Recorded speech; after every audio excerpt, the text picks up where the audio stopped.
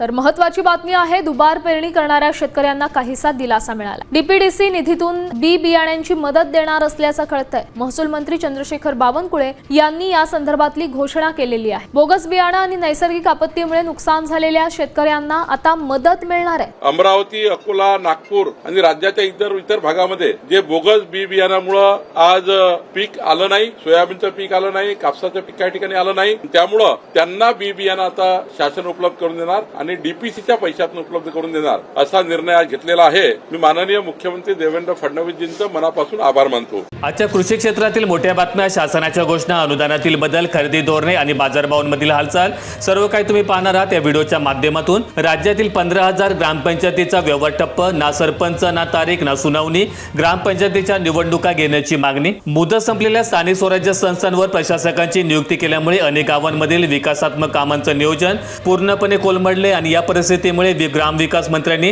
तातडीने हस्तक्षेप करून कायदेशीर मार्ग काढावा अशी भूमिका सरपंच संघटनेने मांडली। घर बांधणे महागले, स्वप्नांवर वाढला खर्चाचा भार, बांधकाम साहित्याच्या दरामध्ये मोठी वाढ, सळई, वाळू, खडी आणि वीट आणि इष्टच्या भावामध्ये उसळी, कच्चे साहित्य आणि इंधनाच्या किमती वाढल्यामुळे गृहनिर्मितीचा एकूण खर्च 25 ते 30% वाढण्याची शक्यता निर्माण झाली आणि या वाढत्या महागाईचा फटका बांधकाम व्यावसायिक आणि सामान्य ग्राहक या दोघांना देखील मोठ्या प्रमाणावर बसतोय। ग्रामीण भाग भारताचा मूड बदलला, ट्रॅक्टर खरेदीने विक्रम मोडले, ग्रामीण भारतातील अर्थचक्राला पुन्हा एकदा वेग आल्याचं स्पष्ट संकेत ट्रॅक्टर विक्रीच्या आकडेवारीतून मिळतोय। यंदाच्या खरीप हंगामाच्या पूर्वतयारीसाठी आणि चांगल्या मान्सूनच्या आशेने शेतकऱ्यांनी या आधुनिक कृषी साधनांच्या खरेदीला प्राधान्य दिलंय। यामुळे विविध नामवंत कंपन्यांच्या कृषी वाहनांना मोठ्या प्रमाणात मागणी असल्याचं दिसून येतंय। दूध भेसळ करणाऱ्यांचं तोंड पोळणार, 10 लाखांचा दंड, जन्मठेप देखील शक्य। स्वच्छ दूध, सुरक्षित आरोग्य, दूध उत्पादकांपासून किरकोळ विक्रेत्यांपर्यंत सर्वांना नियम लागू। अन्न आणि औषध प्रशासनाने अन्न सुरक्षेच्या दृष्टीने कारवाई करत संशयास्पद नमुने जप्त करण्यास सुरुवात केली आणि नागरिकांनी अशा प्रकारांची गैरप्रकारांची माहिती प्रशासनाकडे देऊन योग्य सहकार्य करावं असं आवाहन करण्यात आलंय। होर्मुझच्या सामुद्रधुनीवर अमेरिकेचा 20% टोल, सुरक्षित वाहतुकीसाठी अमेरिका ताबा मिळवणार, राष्ट्राध्यक्ष डोनाल्ड ट्रम्प यांची घोषणा। या व्यापारी जलमार्गाचं संरक्षण करण्यासाठी लागणारा मोठा खर्च संबंधित श्रीमंत देशांकडून वसूल केला जाईल असं स्पष्ट करण्यात आलंय। त्यामुळे आंतरराष्ट्रीय पातळीवर राजकीय तणाव आणि कच्च्या मालाच्या किमती वाढण्याची दाट शक्यता निर्माण झाली। अजित पवार गटातील संघर्ष विकोपाला, प्रफुल्ल पटेल यांचे सुनेत्रा पवार यांच्या नेतृत्वाला आव्हान। पक्षांतर्गत निवडीच्या कायदेशीर प्रक्रियेवर आक्षेप घेत वरिष्ठ पदाधिकाऱ्यांनी थेट कायदेशीर नोटिसा बजावल्याचं समोर आलंय। यामुळे राष्ट्रीय नेतृत्वाच्या रिक्त जागेवरून पक्षांतर अंतर्गत धासपूस आता उघडपणे चव्हाट्यावर आलेली आहे। सोयाबीनची झेप, हमीभावापुढे दर पोहोचले 7,000वर, मर्यादित आवक, मजबूत मागणीमुळे दर तेजीत। उदगीरमध्ये प्रति क्विंटल 7,230 रुपयांचा दर। निकृष्ट बियाण्यांमुळे काही भागामध्ये पुन्हा पेरणी करावं लागल्यामुळे उत्पादनाबाबत बाजारात अनिश्चितता निर्माण झाली आणि जुना साठा संपत आल्यामुळे आणि प्रक्रिया उद्योगांकडून सातत्याने मागणी वाढल्यामुळे व्यापाऱ्यांनी खुल्या बाजारामध्ये अधिक दराने खरेदी सुरू केलेली आहे। पेट्रोल डिझेलच्या किमती आणखी भडकणार, अमेरिका इराण संघर्ष पुन्हा तीव्र झाल्यामुळे तज्ज्ञांचा इशारा। महत्त्वाच्या सामुद्रधुनीतून होणारी वाहतूक विस्कळीत झाल्यास जागतिक तेल पुरवठ्याला मोठा फटका बसण्याची भीती व्यक्त केली जाते। आंतरराष्ट्रीय बाजारात कच्च्या तेलाच्या दरामध्ये वाढ झाल्यामुळे त्याचा थेट परिणाम देशांतर्गत इंधन दरावर होऊ शकतोय। कर्जमाफी चला तरीही शेतकऱ्यांना नव्याने पीक कर्ज मिळणार, कृषी राज्यमंत्री जयस्वाल यांचं महत्त्वाचं निर्देश। शेतकऱ्यांना नव्याने पीक कर्ज उपलब्ध करून देण्याबाबत महत्त्वाचे निर्देश कृषी राज्यमंत्री आशिष जयस्वाल यांनी दिलेत। कोवरमध्ये अजूनही 742 गावे कायम, 17,786 कुटुंबे जंगल क्षेत्रामध्ये वास्तव्यास, पुनर्वसन सरकारपुढील मोठ्या प्रमाणातलं आव्हान। राष्ट्रीय व्याघ्र संवर्धन प्राधिकरणाच्या अहवालानुसार देशातील व्याघ्र प्रकल्पांच्या अतिसंवेदनातील क्षेत्रातून मानवी वस्त्यांचं स्थलांतर करणे अत्यंत कठीण जात आहे। तेलंगणा, राजस्थान, छत्तीसगड आणि दक्षिण भारतातील अनेक प्रकल्पांमध्ये ही प्रक्रिया संथगतीने सुरू असून वन्यजीव संरक्षणासाठी मानवी हस्तक्षेप टाळणं गरजेचं बनलंय। ग्रामीण पर्यटनाला नवी दिशा मिळणार, होमस्टेसाठी उत्स्फूर्त प्रतिसाद, धार्मिक पर्यटनातून ग्रामीण कुटुंबांना आधार। सोलापूर जिल्ह्यातील प्रमुख ऐतिहासिक आणि धर्मस्थळांच्या जवळ असणाऱ्या गावांमध्ये प्रशासनातर्फे आयोजित करण्यात आलेल्या निवासी प्रशिक्षण कार्यशाळेला घरमालकांचा मोठ्या प्रमाणात प्रतिसाद मिळालाय आणि या उपक्रमाद्वारे पर्यटकांना थेट स्थानिक जीवनशैलीचा अनुभव घेता येईल आणि ग्रामीण भागातील कुटुंबांना उपजीविकेचं अतिरिक्त साधन उपलब्ध होणार आहे।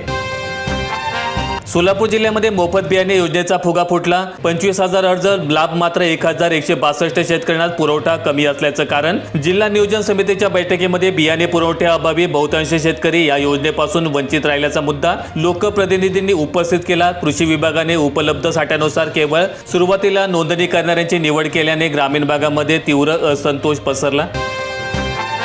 निकष पूर्ण न झाल्यास डेअरी दूध नाकारणार. एफडीएच्या नव्या नियमाने दूध उत्पादक शेतकऱ्यांची झोप उडवली. अन्न आणि औषध प्रशासनाने लागू केलेल्या कडक नियमांमुळे लहान आणि डोंगराळ भागातील दूध उत्पादक शेतकऱ्यांचं दूध नाकारलं जाण्याची शक्यता आहे. पावसाअभावी चाड्यावरची मूठ बंद. लातूर जिल्ह्यात पावसाअभावी खरीप हंगाम संकटात. 41% पेरण्या दुबार, पेरणीची भीती. जून महिन्यातील सुरुवातीच्या पावसानंतर गेल्या 12 दिवसांपासून पावसाने दडी मारल्यामुळे उगवलेली पिके जळू लागलीत. जमिनीमध्ये पुरेसा ओलावा नसल्यामुळे आणि कीड रोगांचा प्रादुर्भाव वाढल्यामुळे शेतकऱ्यांचं आर्थिक बजेट कोलमडलंय आणि ते शासनाकडून तातडीच्या मदतीची अपेक्षा करतायत. देवेंद्र फडणवीस यांनी मोडला शरद पवारांचा विक्रम. सर्वाधिक काळ मुख्यमंत्रीपद भूषवणाऱ्यांमध्ये तिसऱ्या स्थानी. महाराष्ट्राच्या राजकीय इतिहासामध्ये 31 ऑक्टोबर 2014 रोजी पहिल्यांदा मुख्यमंत्रीपदाची शपथ घेणाऱ्या या नेत्याने 2430 दिवस पूर्ण केलेत. राज्याचा कारभार सर्वाधिक काळ सांभाळणाऱ्या नेत्यांच्या यादीमध्ये वसंतराव नाईक आणि विलासराव देशमुख यांच्यानंतर आता त्यांचा क्रमांक लागतोय. आता साहेबांची सही होणार गायब. सरकारी कागदपत्रांवर आता डिजिटल स्वाक्षरी. बनवेगिरी टाळण्यासाठी 1 ऑगस्टपासून अंमल. राज्य शासनाने सर्व महत्त्वाचे GR, परिपत्रक आणि न्यायालयांचा आदेश केवळ ई-ऑफिस प्रणालीद्वारे जारी करण्याचं परिपत्रक काढलंय. सर्व प्रशासकीय विभागांना 31 जुलैपर्यंत संगणकीय प्रणाली अद्ययावत करण्याचे निर्देश देण्यात आले आणि त्यामुळे कागदपत्रांची सुरक्षा आणि पारदर्शकता वाढणार आहे. बीडचा धक्कादायक लाडकी बहीण पॅटर्न. जिल्ह्याची लोकसंख्या 32 लाख, अपात्र बहिणी तब्बल 28 लाख. महिला बाल विकास मंत्री आदिती तटकरे यांनी दिलेल्या माहितीनुसार आधार संलग्नता आणि प्रमाणीकरणाची प्रक्रिया विहित मुदतीमध्ये पूर्ण न केल्यामुळे अनेक अर्ज बाद करण्यात आले आहेत. तसेच कुटुंबाचे वार्षिक उत्पन्न निश्चित मर्यादेपेक्षा अधिक असणं आणि 4 चाकी वाहनांची मालकी असणं यामुळे पडताळणी दरम्यान अर्ज नाकारले गेलेत. स्मार्ट मीटरमध्ये कॅमेरा. नागरिकांमध्ये संभ्रम वाढला. जिल्ह्यामध्ये महावितरणने लावले 2.38 लाख ग्राहकांकडे स्मार्ट मीटर. प्रशासनाने स्पष्ट केलंय की सदर उपकरणामध्ये केवळ अचूक वीज वापराच्या नोंदी पाठवण्यासाठी सिम कार्डचा वापर केला असून कोणत्याही प्रकारची छुप्या चित्रीकरणाची यंत्रणा नाही. काही सामाजिक संघटना या नवीन प्रणालीला विरोध करत असून अफवांवर विश्वास न ठेवण्याचं आवाहन वीज कंपनीने केलंय. राज्यातील 26 जिल्ह्यांमध्ये पावसाची मोठी तूट. 36 पैकी 16 जिल्ह्यांमध्ये कमी, 10 जिल्ह्यांमध्ये साधारण तर 5 जिल्ह्यांमध्ये मुसळधार. हवामान विभागाच्या नोंदीनुसार चालू हंगामातील सुरुवातीच्या 43 दिवसांमध्ये सरासरीच्या तुलनेत अत्यंत कमी पर्जन्यमानाची नोंद झाली. मात्र जुलैच्या उत्तरार्धामध्ये अरबी समुद्र आणि बंगालच्या उपसागरातील स्थितीमुळे किनारपट्टीवर आणि अंतर्गत भागामध्ये पुन्हा वेगाने पर्जन्यमान वाढण्याचा अंदाज वर्तवण्यात आलाय. राज्यातील 21 जिल्ह्यांमध्ये शेतकऱ्यांना दिलासा. 84 कोटी 23 लाख रुपयांची मदत मंजूर. एप्रिल-मे 2026 मधील अवकाळी पावसामुळे नुकसान झालेल्या 21 जिल्ह्यांमध्ये शेतकऱ्यांसाठी 84 कोटी 23 लाख 65 हजार रुपयांची मदत वितरित करण्याचा शासनाने मंजुरी दिली. संबंधित बाधित क्षेत्रामधील बँक खात्यांमध्ये ही रक्कम थेट जमा करण्याची प्रक्रिया महसूल विभागाकडून राबवली जाणार आहे. देशाचं दूध उत्पादन 30 कोटी, विक्री मात्र 70 कोटी लिटर. 40 कोटी लिटर दूध भेसळीचं किंवा बनावट. दूध भेसळीने गाठला परमावधी. नासत चाललंय नागरिकांचं आरोग्य. काही राज्यांमध्ये शॅम्पू, डिटर्जंट, साखर आणि युरिया यासारख्या घातक रसायनांचं मिश्रण करून मोठ्या प्रमाणावर कृत्रिम पांढरा द्रव तयार केला जातोय. दुग्धजन्य पदार्थांना दाटपणा आणण्यासाठी आणि तपासणीमध्ये फसवणूक करण्यासाठी मानवी शरीराला अपायकारक ठरणारे घटक सर्रास मिसळले जात आहेत. व्हिडिओ आवडला असेल तर लाईक ठोका, शेअर करा आणि अशा दैनंदिन शेतकरी बातम्या अपडेट्स मिळवण्यासाठी सबस्क्राईब करून बेल आयकॉनचं बटन दाबा.